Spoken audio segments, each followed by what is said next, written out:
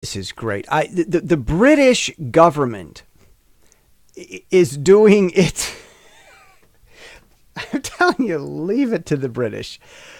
They're doing this report thing about the situation in Hong Kong. Now, I don't know if you know this, but see, when the British write with a font, when they write something and they print it with a font or they write it with their handwriting, the font or the handwriting has a British accent to it. Now, I don't know if you're able to decipher the British accent from the handwriting or from the font, but myself, as an accomplished writer with over 1 million words on Amazon.com, print on demand, I have been able to discern and divine the accent from the font. So I'm going to read this to you and bring out what you might not have noticed otherwise.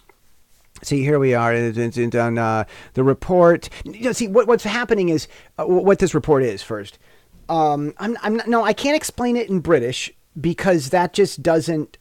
The explanation doesn't need to be in British. I'm American. I explain things in America. I'll get to the British when I'm reading the accent from the font, the font scent.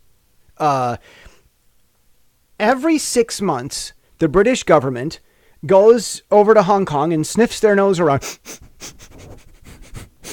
They go around and then they come out and they write this little opinion piece. And they've written 44 of them. This is number 44. And this is the first time that they actually said something bad. And it's this very passive, it's very British in how they do it. I don't know how much you're going to pick it up. I'm going to try to be fast so I don't bore you. I'm reading from paragraph 3. Since 1997, the successful implementation of one country, two systems has been central to Hong Kong's prosperity. It is very welcome that in the areas of business and the independence of the judiciary, the one country, two systems model is working well. However, I am concerned that on civil and political freedoms, Hong Kong's high degree of autonomy is being reduced. These concerns are driven by recent events, such as the banning of the Hong Kong National... Okay, so he goes on like this, and it's just... He goes on, and he says, I am concerned. Did you know that government reports are allowed to use the first person? They are in the constitutional monarchy, apparently. And where was the other one? I found that something else was down here. Here it is. The report goes on. Pretty much every single page is loaded with complaints about it is passive aggressive. Yes, and you can see that the democracy is holding up quite well, except we are deeply concerned about one of the particular matters that, and it goes, and that's how the tone goes with this thing, and it's got to be irritating to China. Here was the other thing on page 12. It's linked at Pacific Times in the cadence column. You go to under the Hong Kong section. It's in italics, and I highlighted this. No, you can read the whole document on Scribed. I highlighted it in italics in the title right under the Hong Kong section. Pacific Times, April 1st. Well, this is the first report that's been negative, so it's kind of a big deal. I don't think I'll be following future 6-month British, Sino-British reports. But they go down through, it's 19 pages long. On page 12, second paragraph, however...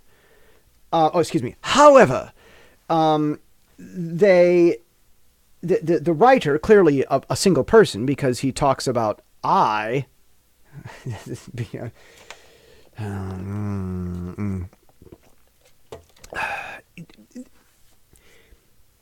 There's this high-speed train that connects Hong Kong to Shenzhen. And Shenzhen is the city across the border. If you've ever been to Niagara Falls, there's like New York across the border. Okay, so Shenzhen is right over there. Well, it's a long train. You got to go through all this territory. You know Zach King, Final Cut King?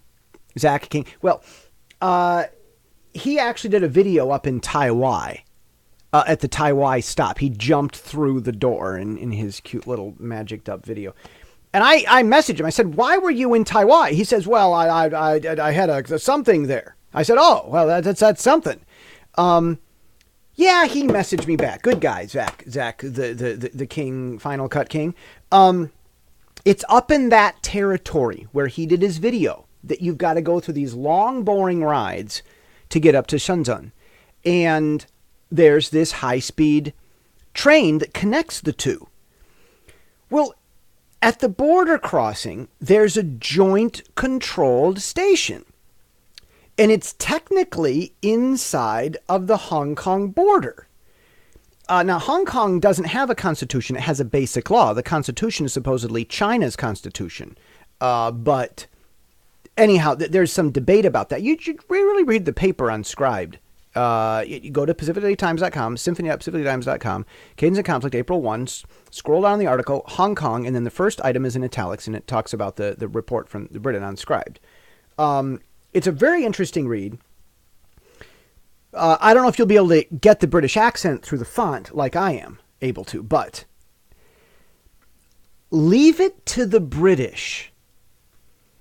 See, if Canada and America had a joint train station over the border, Americans wouldn't care if the Canadian authorities had some level of jurisdiction inside the joint train station. We wouldn't give a flying patoosh about it. But leave it to the British. Well, technically, you're not in your proper jurisdiction. And I'm like, this is so hilarious. Okay, I've talked too long about this. Here's the paragraph. However, the legal basis for establishing a joint checkpoint for the rail link continued to attract attention. The co-location of Chinese mainland officials in the West Kowloon rail terminus allows mainland Chinese law to be practiced within the Hong Kong SAW in a mainland port area of 109,000 meters squared, or square meters, excuse me, in the West Kowloon terminus, and within the 26-kilometer track connecting the West Kowloon terminus with the mainland. This led to a legal challenge of whether these arrangements are in line with the basic law. Okay, so that was it. Yes, there was a very entertaining read, very funny, very British, and this is the thing, though, folks. See, I keep saying this. Look, civil rights, basic freedom of speech stuff, that's important. I've been blathering about that for 10 years. No, 20. Not since the 90s. I don't know. How old does that make me? But I like it's...